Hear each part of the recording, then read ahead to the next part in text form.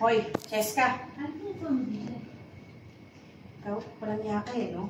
Inaasa mo kami dun sa pera na papadala mo para sa party ng anak ko. Sandali. Sa hospital na. Eh, wala akong pakialam. Pinahiya mo ko sa mga tao. Ang kapal din talaga ng mukha mo eh, no? Sandali lang, sumusobra ka na. Diba, ang sabi ko sa'yo, susubukan ko. Hindi naman ako nangako sa'yo eh. Hindi mo ba nakita na sa hospital ang nanay ko? Mahiya ka naman. Ang ganun. Ngayon ikaw pa may gana magalit ngayon. Ha? Pagkatapos ng pahiya mo ko sa mga tao. Sandali, hindi ko obligasyon ang anak mo. Siguro ang pinakamagandang gawin mo, pagtrabahuhin mo yung asawa mong batugan.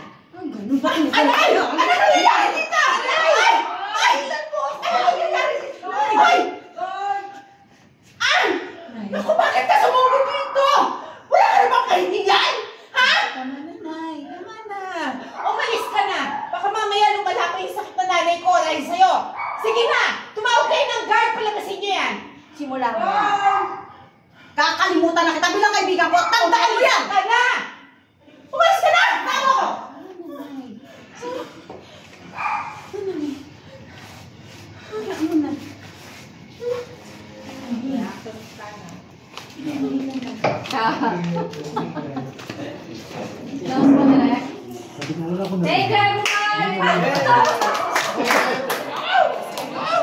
Palakpakan naman natin si Miss Nat natin.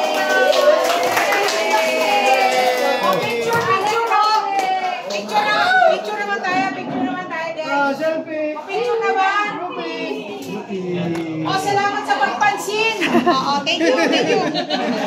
Hirap. Hirap, oh. Wala sisigaw ng backup kasi nung na. Uy, dire.